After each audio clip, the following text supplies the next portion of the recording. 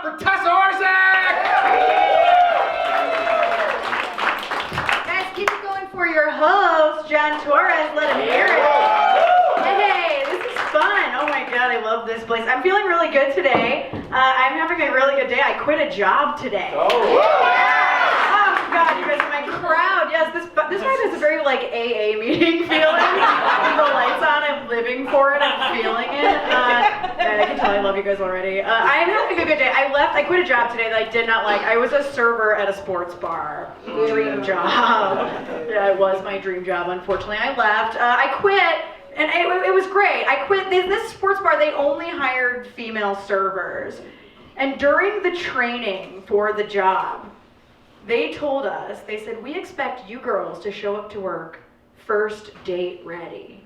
I'm like, oh, what does that mean? Like, I only go on lunch dates. Because I believe we accept the meals we think we deserve. Oh, don't feel bad for me, I'm fine. But I'm so glad that they told us. They said first date ready means you show up to work with your hair done and your makeup done, ready to connect with people and have a good time. And I'm like, I'm so glad that they explained it. Because if I were left to my own devices, if I showed up to work first date ready, I would show up 3 drinks in. Expecting free food and ready to leave as soon as I got there, right? Yeah, that place was bullshit. It wasn't a great place to work if you were a woman and they only hired women. They named a sandwich on their brunch menu the Walk of Shame sandwich. Yes, your jaw dropped. That's the appropriate response. That's crazy. That drives me nuts. That pisses me off so much. And that's because the Walk of Shame is not something that represents both men and women's sexual shame. It's only for women. It's pretty sexist, right? If you guys don't understand that, men, good for you. You don't do the Walk of Shame. That's like not a thing that men do. And that's because fashion is kind to men, right? Yeah. Like if a dude, okay, sir, beautiful cardigan, by the way, love it, Top Gun. His hat says Top Gun, if you guys can tell. If you leave someone's house the morning after in the outfit that you were hoping would get you laid, let me guess what you're wearing. Pants. Some kind of like wrinkly button-down shirt. Like your hair's a little bit messed up. People would think you're late to your job at T-Mobile marketing. Like nobody sees you walking down the street and like you could sign a lease in those clothes, you know? Like me, if I leave the next morning in the outfit, I'm trying to get laid and I'm in like thigh-high combat boots and a see-through romper.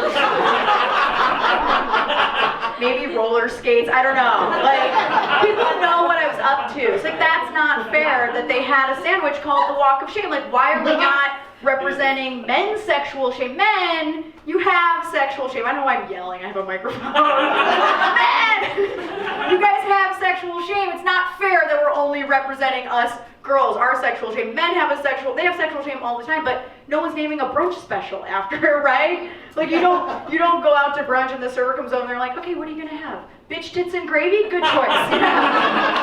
And for you? Yep. The chode hoagie? Oh, with a side of micro penis greens. Good choice. That is a good choice. Just so you know, that's a little bit more of a lunch item, but don't worry, it will not fill you up. Would anyone like to hear about the special? Oh yeah, that's going to be the Whiskey Dick Skillet, which is just, of course, 1 hot dog marinated in 32 ounces of Old Granddad, served with a side of house potatoes and 2 eggs any way you want them, but I hope you like them soft because no matter how long they cook them, they will never come out hard. Yeah. One guy believes in equality and brunch. Fuck yeah, dude, I love you. You're amazing. You're an MVP. Yeah, I quit that job today. It was pretty dope. It feels very good. It's actually not the craziest job I've ever had. It's not the worst job I've ever had. I quit a job. I quit my full-time job in June, and I had to quit because my boss, I feel like he was intimidated by me. I think he was intimidated by strong women. That's me. You won't look at me when I said that, but that's because I'm so strong. She was like, oh God. I'm like, no, yeah, I'm very, very strong. I'm wearing men's clothing. Yeah, my boss, I think he was intimidated by me. He never called me my name. My name is Tessa. He would only refer to me as kiddo. But he was 5'2".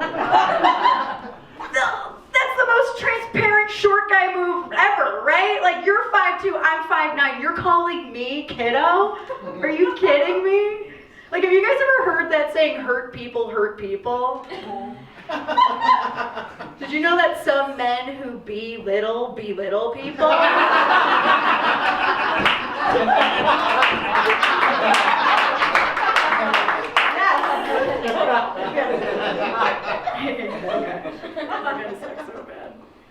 He was also, not just that he was a short guy, he was also very passive aggressive, which is like, okay, I can't stand that. Like, if we're gonna have it, like, let's just have it out. You know, I hate passive aggression. One time we were sitting in our office and our desks were like 10 feet apart. It was a very small company. So I could see his little lollipop gilled ass motherfucking face when I was sitting at my desk, right? One time I did something, probably, I'm sure I deserved it, but he got mad at me at work, and instead of like having a conversation about it, while we were sitting in the office together, he decided to send me an email about it. I was sitting 10 feet from him, right? Short guy move, right? I was like, how am I supposed to respect you as a boss, as a person, as a man?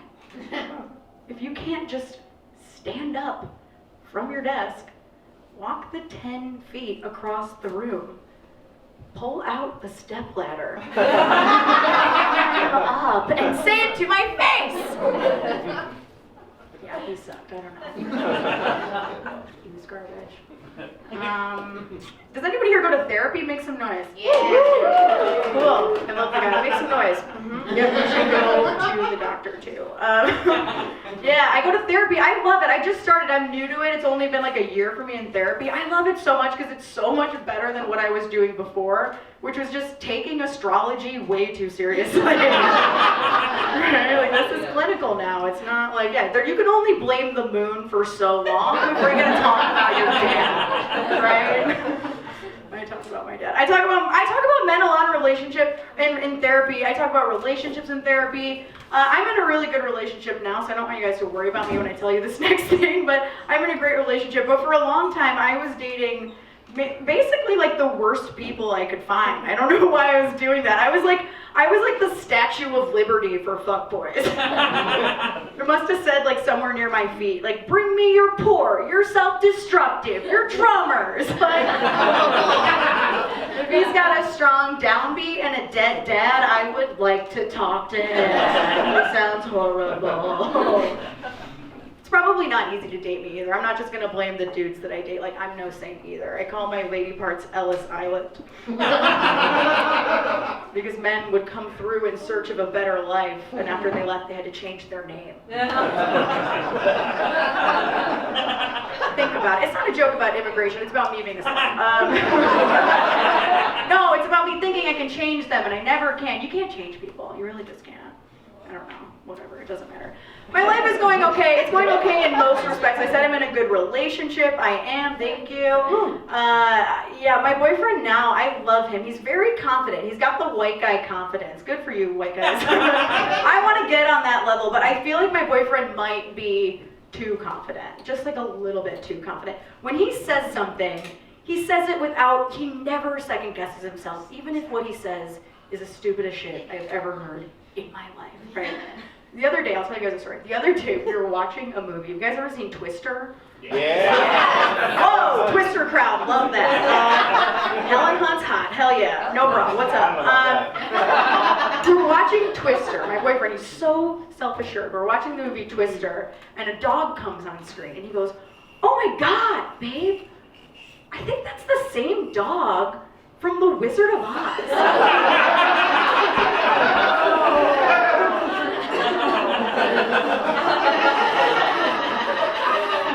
I was like, yeah, it might be the same type of dog. No, babe, I am pretty sure that is the same exact dog from The Wizard of Oz. I was like, The Wizard of Oz that came out in 1935. And he goes, yeah, what year did Twister come out? I was like, 1995. Do you still think it's maybe the same exact dog from The Wizard of Oz? And he said, I'm gonna look it up. You guys have been amazing. My name's Tessa Orzech.